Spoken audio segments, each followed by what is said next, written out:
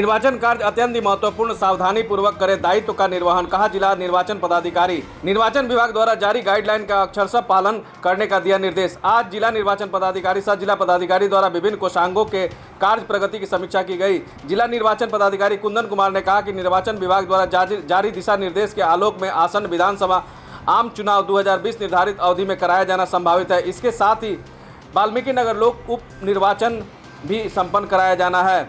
इसके साथ ही वाल्मीकि नगर लोकसभा उप निर्वाचन भी संपन्न कराया जाना है। निर्वाचन कार्य अत्यंत ही महत्वपूर्ण है। इस कार्य में थोड़ी सी भी चूक नहीं होनी चाहिए। सभी संबंधित अधिकारी निर्वाचन विभाग द्वारा जारी गाइडलाइन का अक्षरशः पालन करेंगे। उन्होंने कहा कि विधानसभा आम निर्वाचन 2020 वाल्मीकि नगर लोकसभा उप निर्वाचन क्षेत्र के मद्देनजर सभी अधिकारियों को पूरी सावधानी पूर्वक अपने कर्तव्य का निर्वहन करना होगा। जिलाधिकारी समाहरणालय सभा कक्ष में सभी निर्वाचित पदाधिकारियों और विभिन्न कोषांगों के नोडल पदाधिकारियों को निर्देशित कर रहे थे।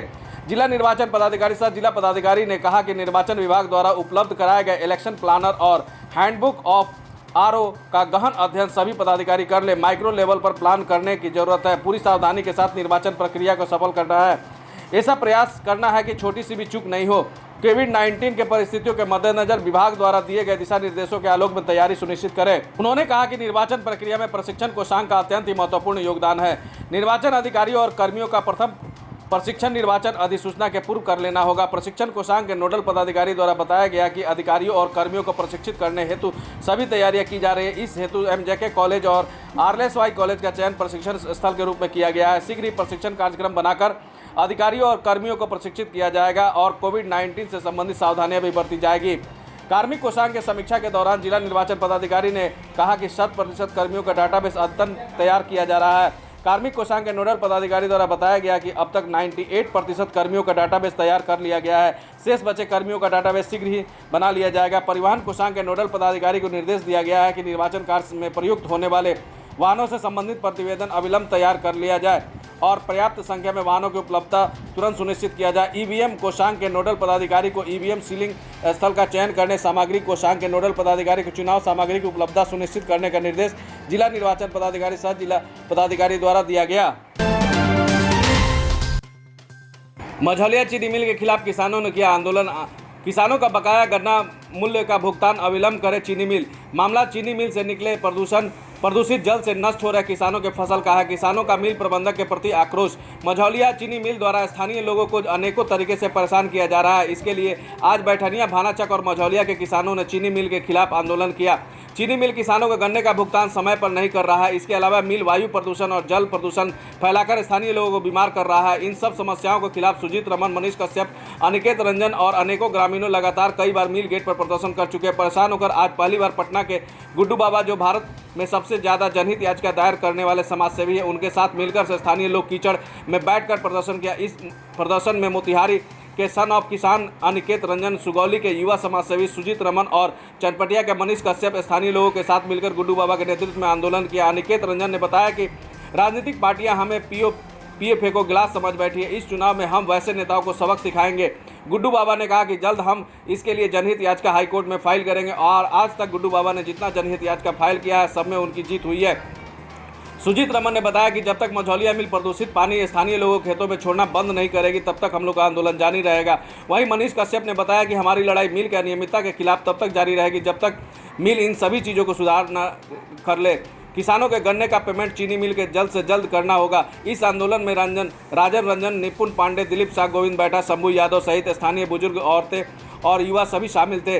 वहीं इस संबंध में मिल प्रबंधक से संपर्क करने पर मिल प्रबंधक ने बताया कि डिस्टिलरी में सभी प्रकार के अत्याधुनिक प्रदूषण नियंत्रण संयंत्र लगाए गए हैं, जिनकी निगरानी संबंधित अधिकारियों के द्वारा लगातार की जाती है।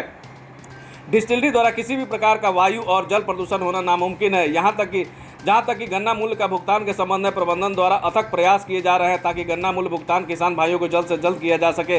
पिछले सप्ताह गन्ना मूल्य का लगभग 10 करोड़ रुपया किसान किस्त जारी कर दी गई है और आने वाले समय में गन्ना मूल्य भुगतान किसान भाइयों के खाते में जल्द से जल्द भेजा जाएगा।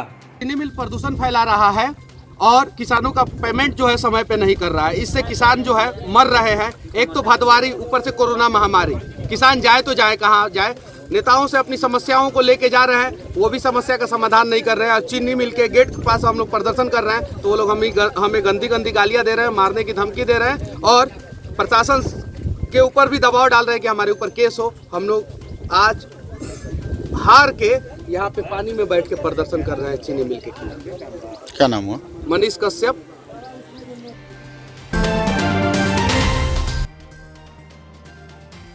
वाहन जांच में ट्रैक्टर चालक को धमकाकर रिश्वत लेते एएसआई राकेश सिंह का वीडियो हुआ वायरल। जब रक्षक ही भक्षक बन जाए तो न्यायिक व्यवस्था पूरी तरह से चरमरा जाती है। ताजा मामला बगहा पुलिस जिला के बथवड़िया थाना से निकलकर आ रही है, जहां पदस्थापित बतौर एएसआई राकेश सिंह के द्वारा वाहन जांच के दौरान अधूरे कागजात का भय दिखाकर भाड़े पर सीमेंट ढोने वाले ट्रैक्टर चालक से 2000 रुपये रिश्वत लेने का मामला प्रकाश में आया है। पूरा मामला सीसीटीवी कैमरे में कैद हो गया, वरना ऐसी करतूत का पर्दाफाश होना असंभव था। इस मामले की जानकारी देते हुए ट्रैक्टर चालक सरोज यादव पिता जगदीश यादव ने बताया कि चौतरवा थाना से सटे जायसवाल ट्रेडर्स सीमेंट दुकान से सीमेंट की खेप लेकर अपने ट्रैक्टर से टेसरैया जा रहा था। उधर बथवड़िया थाने में पदस्थापित एएसआई राकेश सिंह थाना के काम से बगहा जा रहे थे। दोनों की मुलाकात थाना क्षेत्र बंगाली टोला यानी पूर्वी लगुनाहा में हो गई। इस दौरान उन्होंने ट्रैक्टर से को रोककर कागजातों की पड़ताल करना शुरू कर दिया। पड़ताल के दौरान आधी अधूरी कागजात देख भड़क गए और उसे छोड़ने के बदले 10,000 रुपये की डिमांड कर दिया। उधर ट्रैक्टर चालक इतनी बड़ी रकम सुनते ही उसे दिन में तारे दिखाई देने लगे। कारण एक ट्रैक्टर चालक सीमेंट ले जाने के बदले उसे मात्र 600 रुपये ही भाड़े मिलते थे, उसमें भी उसका डीजल खर्च भी शामिल था। ऐसे में चालक अपनी गरीबी और लाचारी का दुहाई देते रहा। आखिरकार उसके गरीबी और लाचारी पर रहम खाते हुए एएसआई ने बिना रसीद 2000 रुपये में रफा दफा करने पर राजी हो गया। चालक ने किसी तरह जुगाड़ कर 1500 रुपये दे दी। वहीं और बकाया 500 रुपये लिए एएसआई सीमेंट दुकान चौतरवा में आ धमके। वहां उन्होंने अपना बकाया रकम वसूला और अपना मोबाइल नंबर देकर अगली खेप के लिए 500 रुपये प्रति ट्रॉली का रेट भी तय कर लिया। साथ ही बिना बताए पकड़े जाने पर 10,000 रुपये जुर्माना की गीदड़ धमकी भी दी। उधर दुकान में लगी सीसीटीवी में सारी करतूतें कैद हो गई और देखते ही देखते सोशल मीडिया में वह वीडियो दनादन वायरल होने लगा। हालांकि एएसआई राकेश सिंह इस मामले को पूरी तरह से खारिज करते हुए विरोधियों द्वारा बदनाम करने के लिए साजिश बताया। वहीं बगहा एसपी ने दूरभाष के माध्यम से बताया कि इसकी जाँच करने की जिम्मेदारी रामनगर एसडीपीओ अर्जुन लाल को सौंपी गई है। दोषी पाए जाने पर कार्रवाई की जाएगी। क्या मामला है? हम जायसवाल जी के दुकान से सीमेंट बालू लाद कर ले जा रहे थे। टेसरैया मुनीब जादव यहाँ वो खरीदे थे और हमको भाड़ा देते हैं। तो हम यहाँ से गए तो बनकटवा गांव हिल गए तो एक स्थान है वहाँ पहुँचे। तब तक उधर से राकेश सिंह नाम का जमदार बथवड़िया थाना से आ रहे थे। वो हमको हाथ दिए, रोक दिए। वो बोले कि कहाँ ले जा रहे हैं? हम ले जा रहे हैं मुनीब जादव की यहाँ टेसरैया। भाड़ा हमको मिला है, जायसवाल जी भेजे हैं दुकानदार।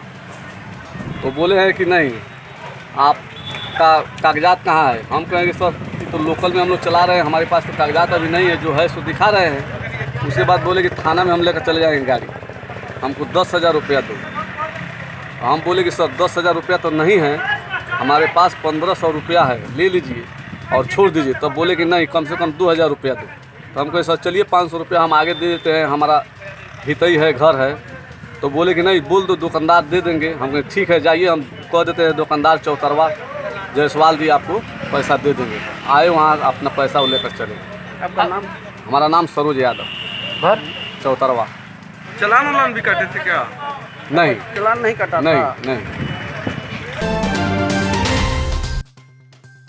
गोरखपुर एनवायरमेंटल ग्रुप और लूथरन वर्ल्ड रिलीफ के संयुक्त तत्वाधान में संचालित अंतर सीमा बाढ़ उत्थानशील परियोजना अंतर्गत बगहा 2 प्रखंड के झंडवा और चकदवा गांव के निकट गंडक नदी के तीव्र कटान से भयभीत ग्रामीणों ने परियोजना प्रेरणा से ग्राम स्तर पर गठित ग्राम आपदा प्रबंधन समिति ग्रामीण और सीमा सुरक्षा बल के जवानों के सामूहिक सहयोग से गंडक नदी के कटान को रोकने के लिए अपने श्रमदान, अंशदान और बांस के दान को देते हुए अभियान के तौर पर नदी के मुहान जहाँ से कटान शुरू हो रहा है, बांस के पिलर देते हुए 4000 बालू के बोरियों को भर महिला पुरुष सभी लोगों ने सामूहिक सहयोग कर एक जुनून से हम अपनी खेती, अपनी वतन और अपनी मातृभूमि की सुरक्षा हेतु इस अभियान को सफल बनाएंगे।